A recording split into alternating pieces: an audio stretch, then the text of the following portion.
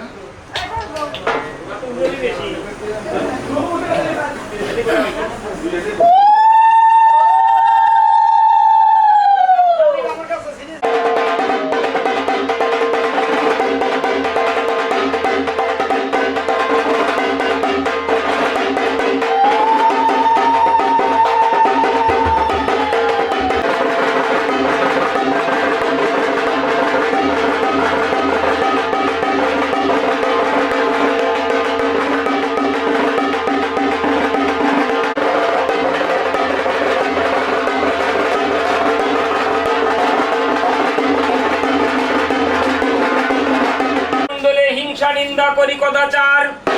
গুরু দিলেন দীক্ষা দান, দেহ হলো ফুল বাগান, দূরে গেলেন তম অন্ধকার। কৃষ্ণ কথায় আলাপনে মুখ শুদ্ধ, দিনে দিনে রসনাতে রস আস্বাদন। মহাতীর্থ পর্যটনে পদশুদ্ধ, সে কারণে করে করি শ্রীমন্দির মার্জন। কর্ণ শুদ্ধ নাম শ্রবণে, আখি শুদ্ধ রূপ দর্শনে, দেহ শুদ্ধ শ্রী গুরুর চরণে। তাই বিনয় দাসে বয়কে গুরুর চরণ তলে কোটি কোটি প্রণাম হয়ে আমি শ্রী গুরুর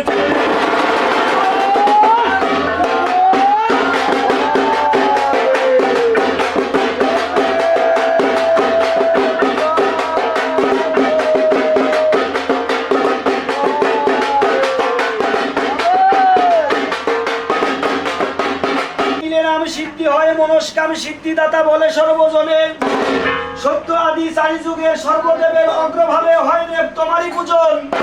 তুমি অগতির গতি জগতের মুক্তি, কে বুঝিতে পারে তব মায়া? অধম বিনয় দাসে কয় হে গুরুদয় আমায় নিজে গুণে দাও।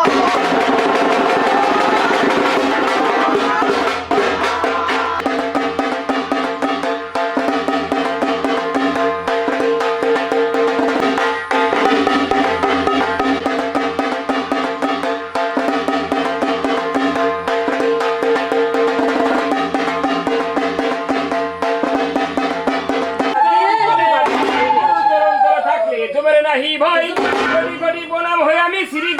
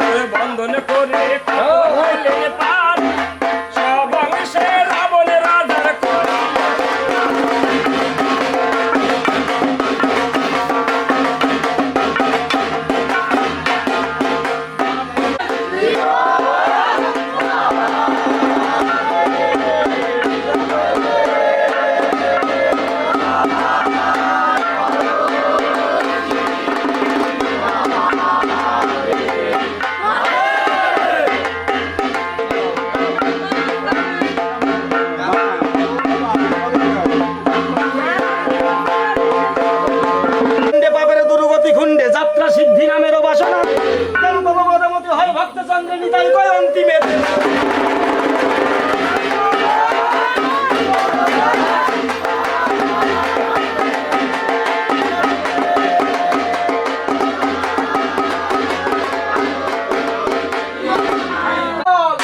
সীতা চুরি করেছিলেন লঙ্কারী রাবণ বর্ণ বর্ণ করে বীর পবনের নন্দন নিষ্কাত বন 2-1 করোড় জুরি বড় বড় বৃক্ষ ধরে ঝাড়া মারিল ওই লক্ষ লক্ষ পাকায়াম হনুর মুখে এসে পড়িল কত খাইলেন আর ভাঙ্গিল সকলি যমুনারি জলে ফেলে দিলেন আমের বীজগুলি সেই বীজ এসে পড়িল এই মৃত্তিকার উপরে তা হইতে জন্ম নিলেন আম গাছ বৃক্ষ তরুবারে কেবা পালেন শিশু কেবা যোগায় জল দেবগণে পালেন শিশু ওই বরুণ যোগায় জল গোড়া কাটিয়া বৃক্ষের অগ্রে দিলেন ছাও মাঝখানে রাখিলেন ঢাকেরই এক বাও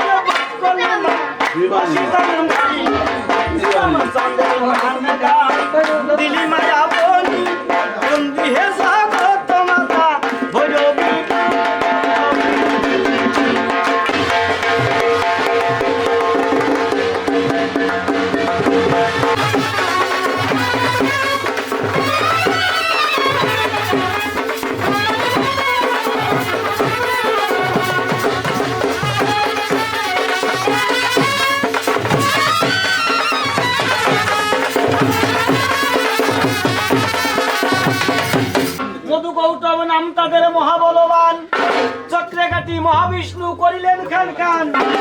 মধু কৌতব নাম তাদের মহাবলবান, সেবকে প্রণাম হইবে দেখো গিয়া ভাং দুত্রা খাইয়া শিব হইয়া শাসতন। তোমার প্রসাদ ভক্তরে রক্ষা পাইল দেবগণ। হরের বামে পার্বতী কিরা দেখার দাঁড়ায় নিদ্রা করব।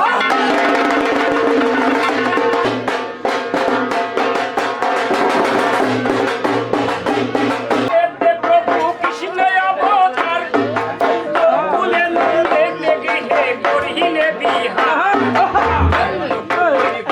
প্রভু বাঁকাসুরের ঘরে চৈত্র মাসে শিব পূজার যখন টলব পড়ে, চৈত্র মাস মধু মাস প্রথম দিবাসে নিরামিষ হবিষ্য ফল উপবাসে সন্ন্যাসী লইয়া বালা দাঁড়াই শিবের পাশে।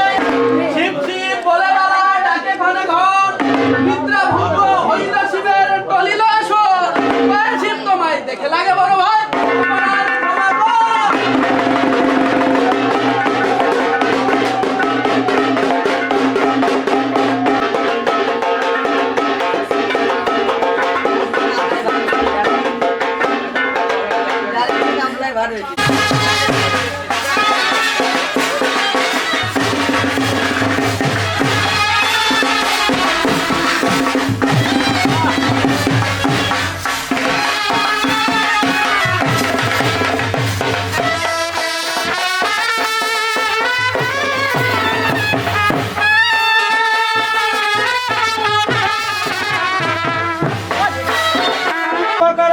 বিশ্ব আকার তুলিলে সকল ভুবন বিদিত।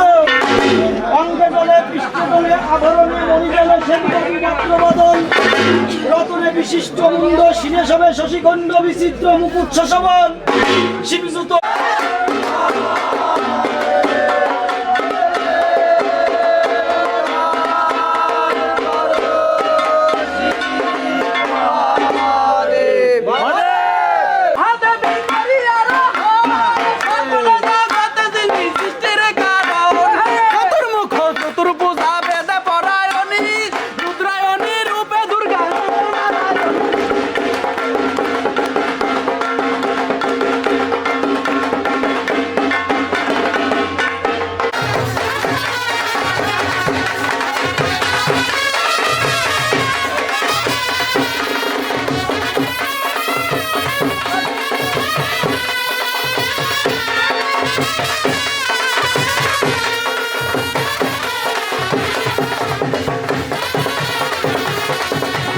শুনে মাগো